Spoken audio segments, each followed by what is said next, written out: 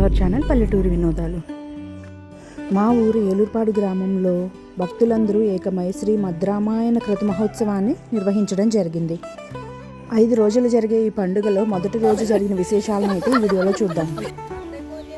ముందు రోజు పూజా స్థలంలో ఏర్పాట్లు అయితే జరుగుతున్నాయి. హోమగుండాన్ని అలకడానికి అయితే మేమందరం వెళ్ళాము.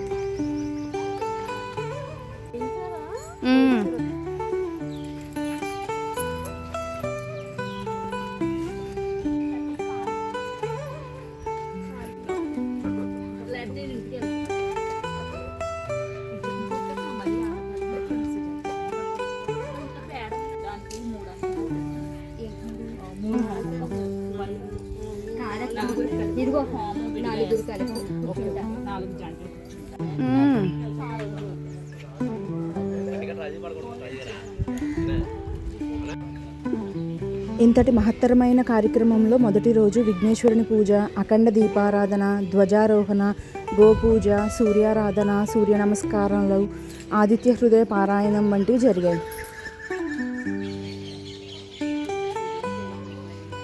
ముందు రోజు రాత్రి అందరం చక్కగా గోరింతాకులు అయితే పెట్టుకున్నాము. మొదటి రోజు ఏర్పాట్లు అవి చూడడానికి ఉదయాన్నే పూజా స్థలానికి అయితే వెళ్ళాము.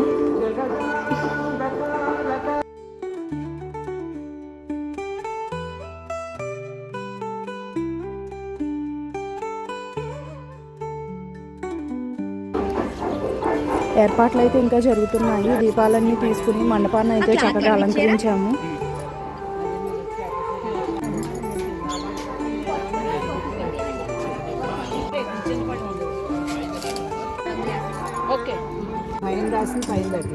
కలిపేసుకుంటే పసుపు బాగా అఖండ దీపారాధన కోసం పెట్టిన ఇటుకలకు పంతులు గారు పసుపు రాసి బొట్టులన్నీ పెట్టమన్నారు.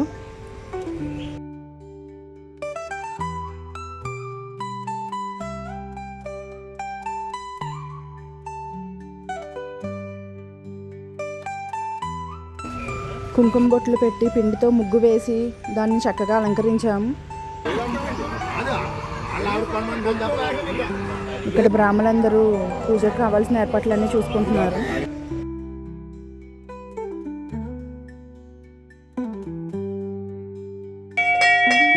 మా పోలేరమ్మ తల్లిని కూడా ఒకసారి దర్శనం చేసుకుని తిరిగి ఇంటికి వెళ్ళి మళ్ళీ అందరూ రెడీ అయ్యి పూజా స్థలానికి అయితే చేరుకున్నాం.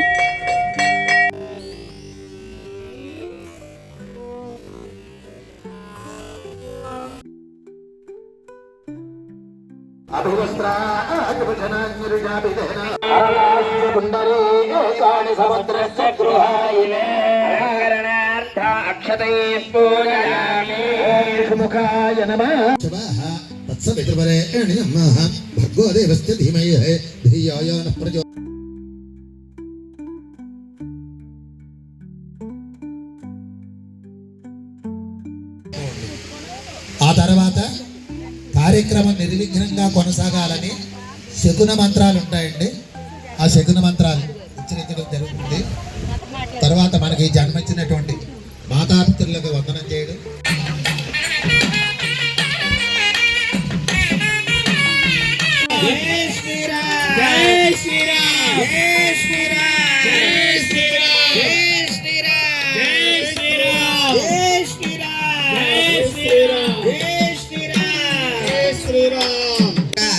కార్యక్రమానికి ఇచ్చేసిన భక్తులందరికీ కూడా నామం బొట్లు అయితే పెడుతున్నాము. ఆదిత్య పురోగా సర్వే గ్రహా ప్రియంతా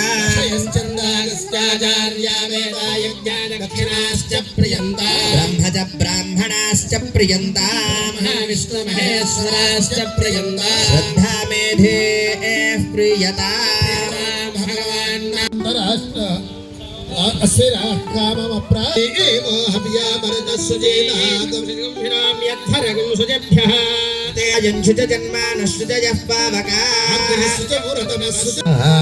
ఆజన్యా కేశవాయ నమః. ఓం ఋషికేశ పద్మనాభాది ఉపపాతక దోష నివృత్త్యర్థం మాతా పితృ పాదసేవన ఒక పక్క కార్యక్రమం జరుగుతూ ఉంటే భక్తులందరూ కూడా రామకోటి పుస్తకాన్ని ఒకరి తర్వాత ఒకరు కొంచెం కొంచెంగా రాస్తూ ఉన్నారు. ఆచార ధర్మాచరణ సిద్ధ్యర్థం క్షామాడాంబర ప్రవేశాగ్ని నివృత్త్యర్థం అన్యో గోపూజ కోసం గోమాత కూడా విచ్చేసింది.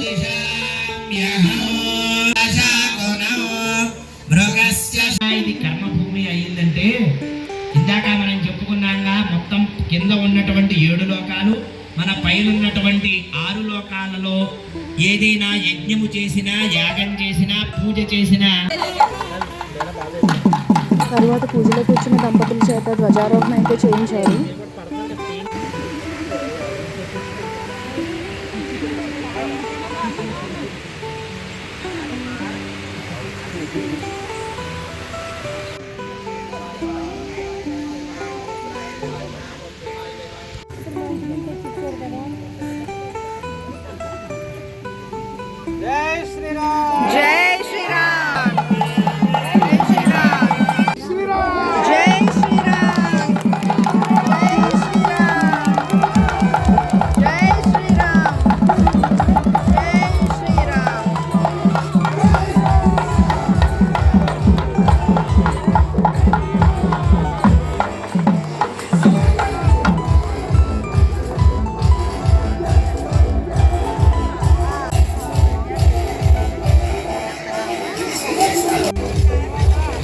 ధ్వజారోహణ కార్యక్రమం పూర్తయ్యాక గోమాత పూజ అయితే జరిగింది. గోమాతకి పూజా కార్యక్రమాన్ని ప్రారంభం చేస్తూ ఉన్నాం.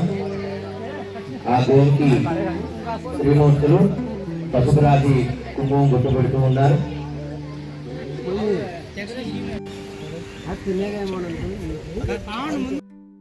మొదటి రోజు సూర్యభగవానుడికి ఇష్టమైన ఎరుపు రంగు డ్రెస్ కోడ్.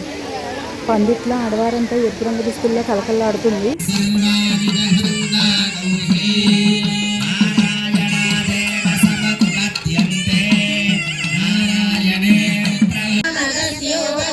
పూజా కార్యక్రమాలన్నీ పూర్తయ్యాక భక్తులందరూ కలిసి ఆదిత్య పారాయణం చేశారు.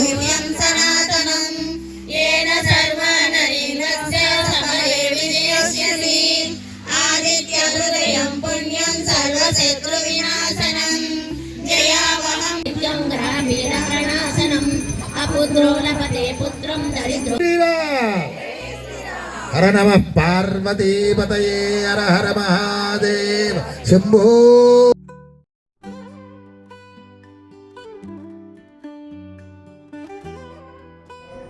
సూర్యచక్రాన్ని ఎంత అందంగా వేశారో. అందరూ ఈ సూర్యచక్రానికి నమస్కారం చేసుకుని ప్రసాదం అయితే స్వీకరించారు.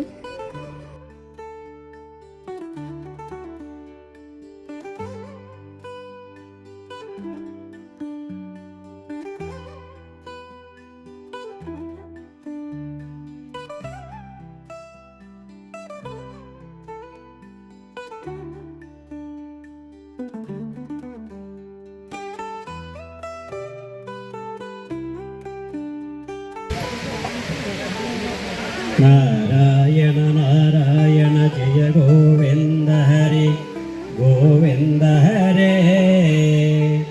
నారాయణ నారాయణ జయ గోపాల హరే గోపాల. ఆనందంగా ఒకసారి గోవింద, బ్రహ్మాండంగా ఒకసారి గోవింద, అనంతంగా ఒకసారి గోవింద. యమునా తీర విహార.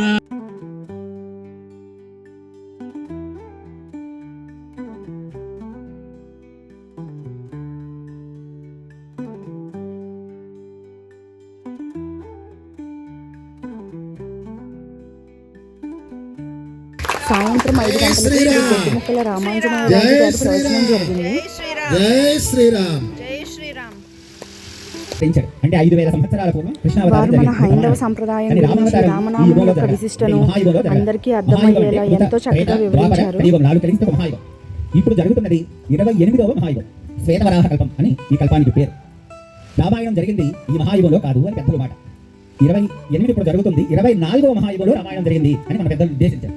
అంటే ఒక యుగానికి మహాయుగానికి 4 అయినప్పుడు 17 యుగాల పూర్వం కోట్ల సంవత్సరాల క్రితం రామాయణం జరిగింది. ప్రవచనం పూర్తయిన తర్వాత ఊరి పెద్దలందరూ కలిసి రామాంజనేయ రాజు గారిని సత్కరించారు.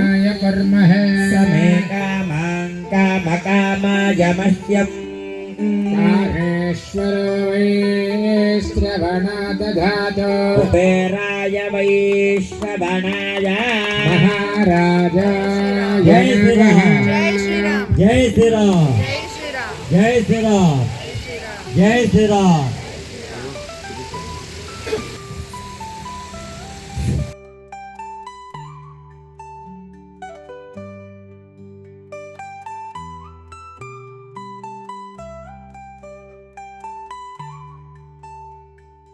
సంపదంతి కుమారా విశిఖాయివ నస్తత్ర వృత్రః విశ్వాః శర్మ యచ్చతో దేవీం వాచమజయంత దేవాస్తాం విష్ణురూపా.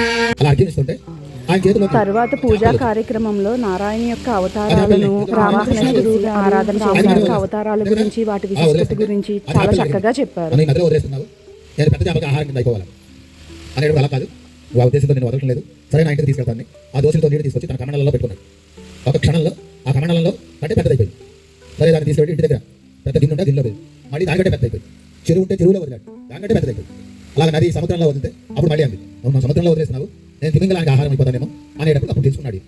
ఎందుకంటే ప్రతి మానవుడికి కర్మకి బదులైపోయి ఉంటాం. మన ఇంటి ఎదురుకుండా గుడి ఉంటుంది, వెళదామని అన్ని సర్దుకుంటాం. ఈ లోపల అలాంటి ఎవడ వస్తాడు, ఆ రోజు పోసుకున్నాడు. అలాగే మహారాజు కూడా అప్పుడు కర్మ పరిపక్వం చెంది ఆ చేపను అడిగాడు, మహానుభావ మీరు ఎవరో చెప్పవలసింది, నేను సాక్షాత్ శ్రీమన్నారాయణని అనేటప్పుడు ఈ అవతారం ఎందుకు ఎత్తారని అడుగుతాడు. ఒక వారం రోజుల్లో జగత్ప్రళయం వస్తుంది కాబట్టి జగత్ప్రళయం అయిన తరువాత ఆ యొక్క మళ్ళీ సృష్టి ప్రారంభించాలి. కాబట్టి సృష్టికి కావాల్సిన సామాన్లన్నీ కూడా ఒక పడవ వస్తుంది దగ్గరికి, ఆ పడవలో పెట్టుకుని సప్త ఋషులు కూడా వస్తారు. ఆ సప్త ఋషులు ఎక్కించుకుని ఆ యొక్క జగత్ప్రళయంలో నీ పడవ తీసుకెళ్తుంటే నేను దగ్గరుండి ఆ పడవను నడిపిస్తాను అని చెప్పి స్వామివారు మత్స్య అవతార రూపం ఎత్తారు. ఎత్తిన తర్వాత చెప్తారు, బ్రహ్మగారు ఎప్పుడైతే ప్రళయం అంటే బ్రహ్మగారు నిద్రించాడు. ఆ నిద్రలోకి ఎప్పుడు వెళ్ళాడు, అప్పుడు రాక్షసులు వచ్చి ఈ యొక్క సోమదాసుడు రాక్షసులు వచ్చి వేదాలని తీసుకెళ్ళిపోతాడు. సముద్రంలో దాగి ఉంటే ఆ యొక్క విష్ణుమూర్తి మత్స్యావతార రూపంలో ఆ సోమదాసుని సంహారం చేసి వేదాలను రక్షించి మళ్ళీ బ్రహ్మగారు ఇచ్చి సృష్టి ప్రారంభిస్తాడు.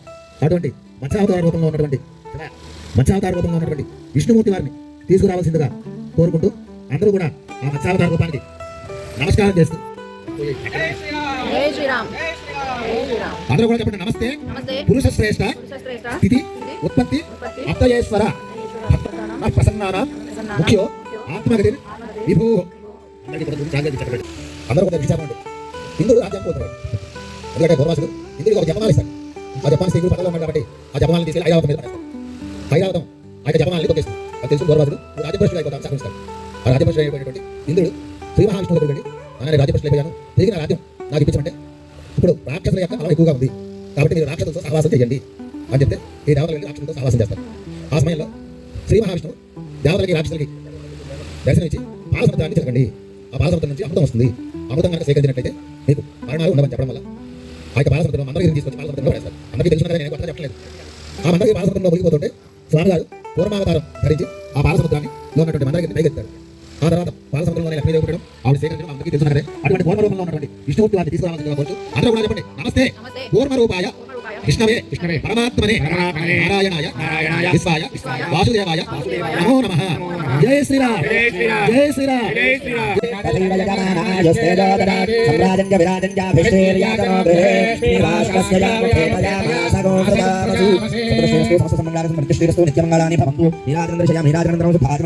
నమస్కారం ఏడుకొండలవాడ వెంకటరమణ గోవింద గోవింద. జై శ్రీరామ్ జై శ్రీరామ్ జై శ్రీరామ్ జై శ్రీరామ్ జై శ్రీరామ్ జై శ్రీరామ్ జై జై శ్రీరామ్. తర్వాత అగ్ని ప్రతిష్ఠన కార్యక్రమం మొదలైంది. దీనిని నేనైతే మొదటిసారి చూస్తున్నాను. 2 చెక్కల మధ్య రాపిడితో అగ్నిని అయితే ఉద్భవించారు. గోవింద మాధవ అనంత కేశవ కృష్ణ విష్ణు ఋషికేశ వాసుదేవ నమోస్తుతే వైశ్వానరాయ విద్మహే లాలీలాయ ధీమహి.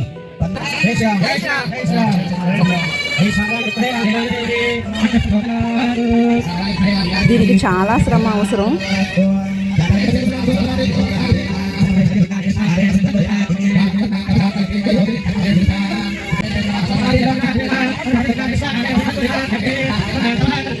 దానిని చేసే భక్తులు ఎంత శ్రమ పడతారో ఆ అగ్ని ఉద్భవించగానే వారి కళ్ళల్లో ఆనందం అయితే చూడవలసిందే.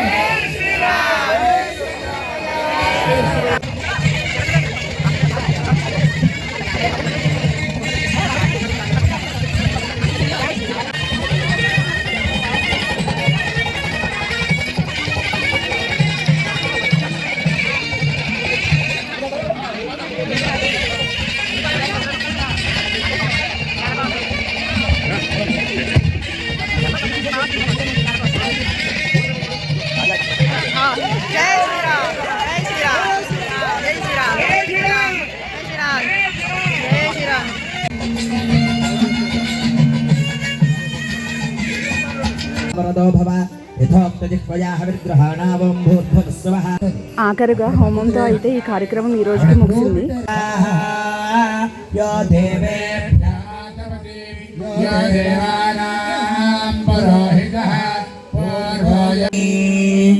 అందరూ కూడా కుడి చేతి గుంపుగా 3